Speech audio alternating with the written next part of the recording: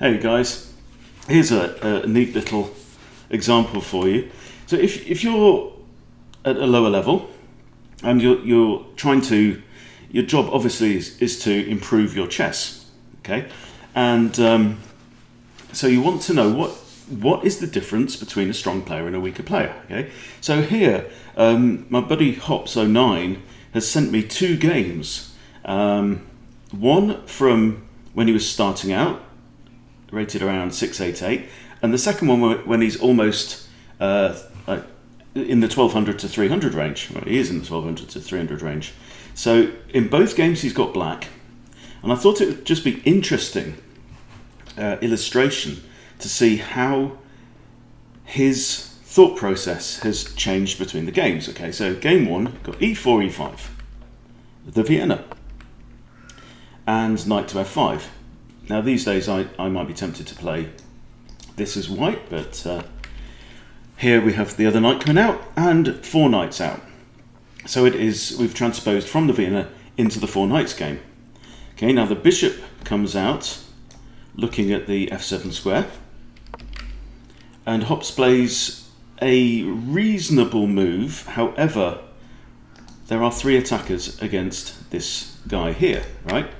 So white can now capture. This is simply counting attackers and defenders. So he's put a pawn there where it's defended only twice by the knight and by the queen, okay?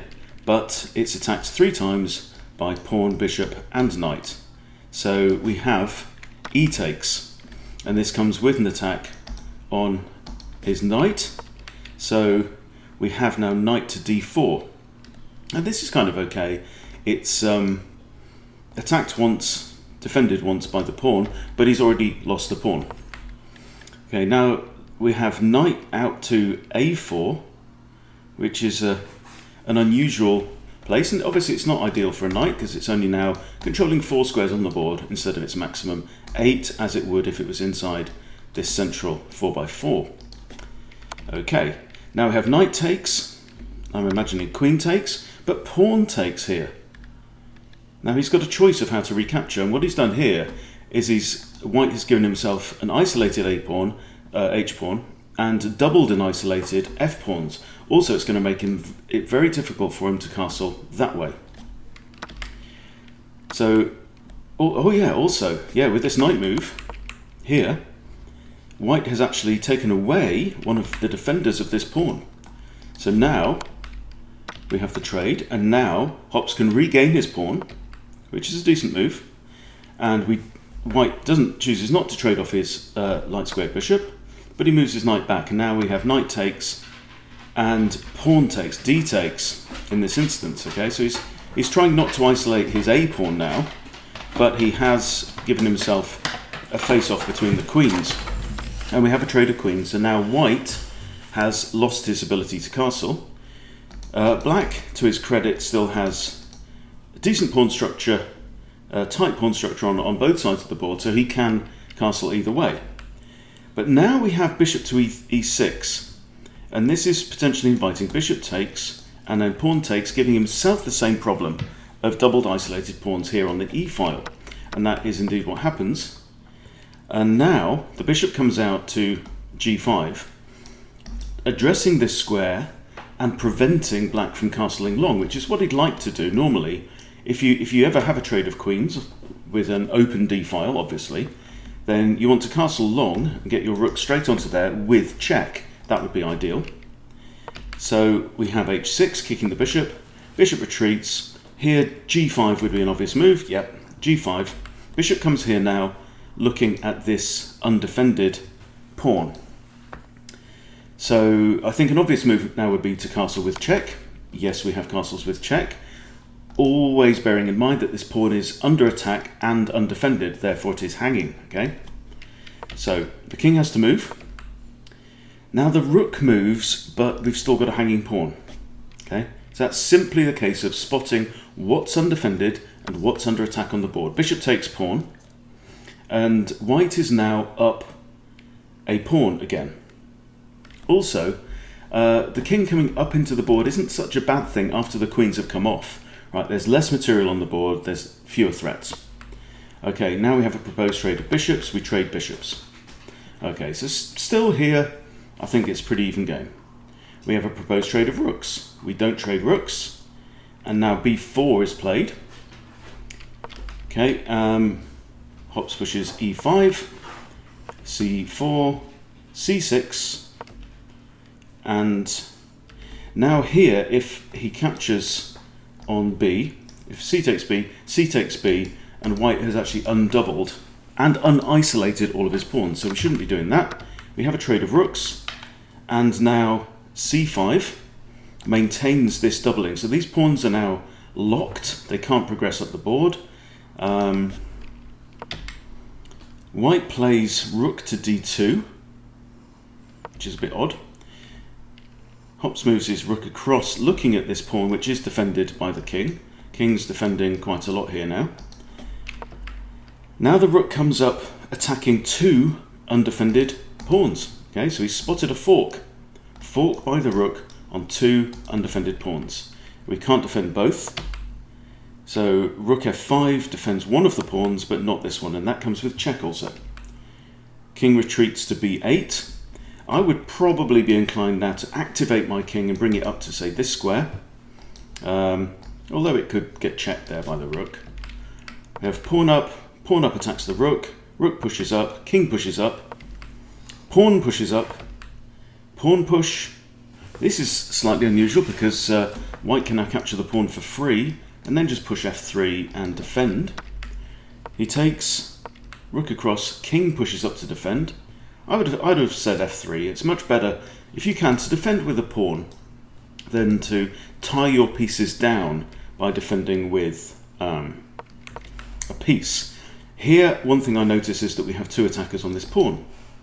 So are we going to see a trade? Yes. Okay, so Hops now captures and wins back his pawn, or one of his pawns, but loses another one. Pawn pushes up again. This pawn is now quite isolated here, and it's inviting the king to come here, and the rook can't defend the pawn because king would still take rook. So king indeed does move up. You have to notice here that Hops is rated in the 600s, his opponent is rated 962.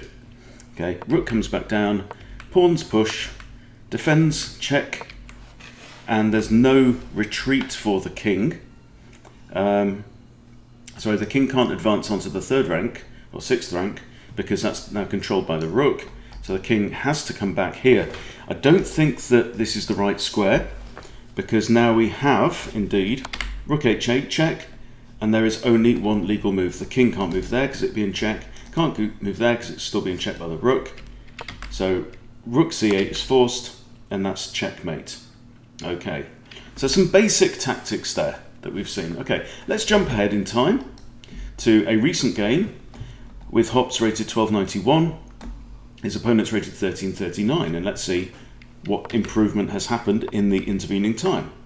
Right, we have a Pitt's defense, e4, and then the queen's pawn pushes just one square.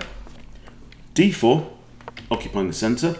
Knight comes out now, and this d6 move here prevents this pawn push, right?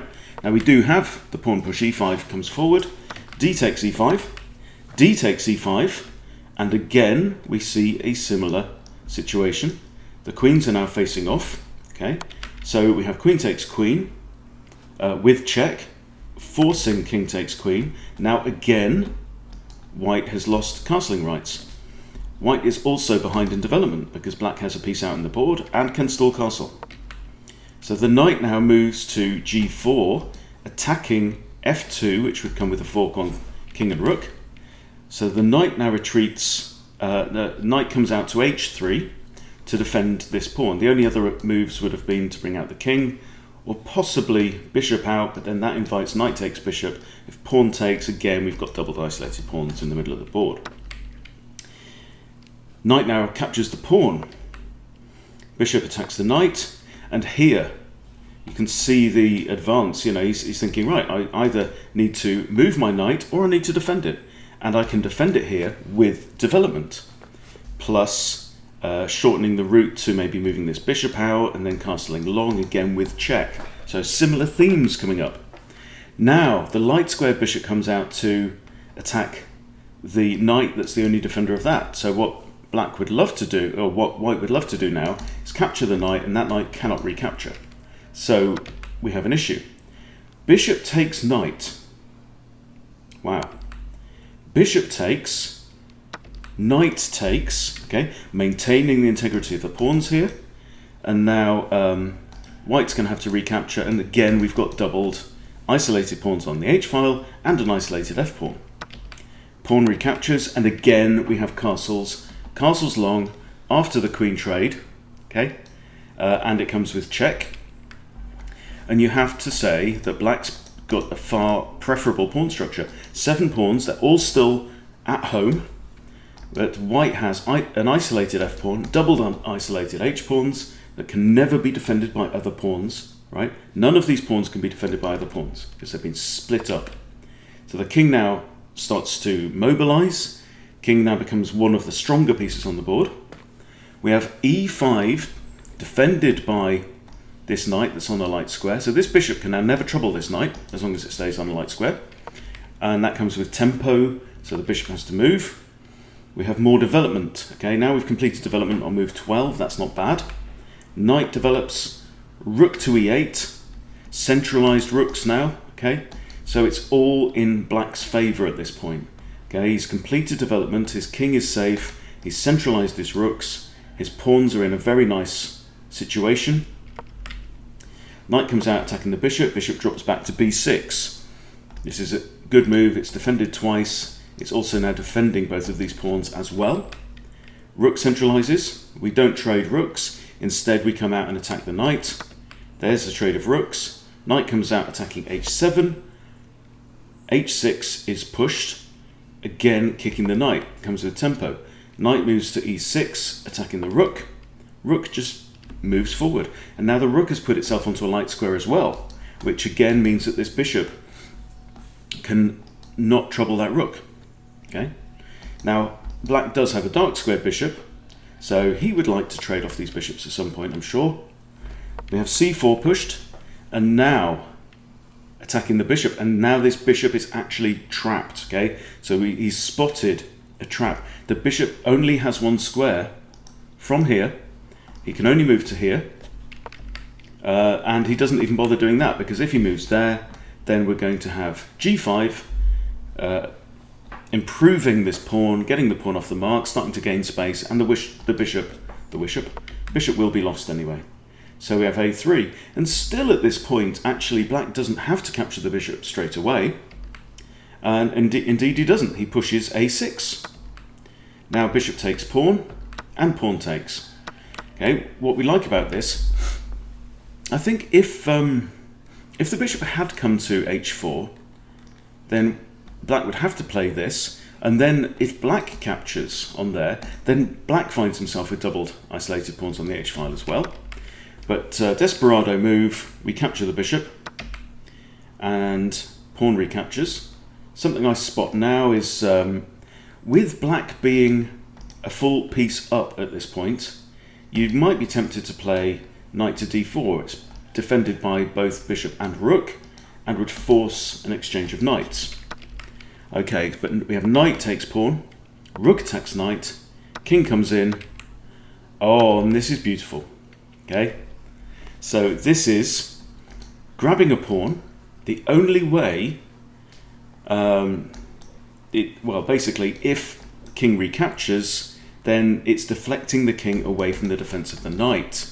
And we do have king takes f2, which kind of makes sense at this point in the game. Wide open board, a bishop is far preferable to a knight, but Hops grabs the knight anyway.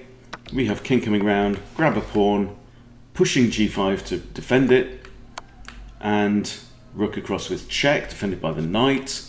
And white really is not in a good situation here. These doubled pawns here are always going to be a weakness. We have the king mobilizing. Activate the king. Okay, rook comes across, maybe with ideas of coming down here to one of these squares to attack.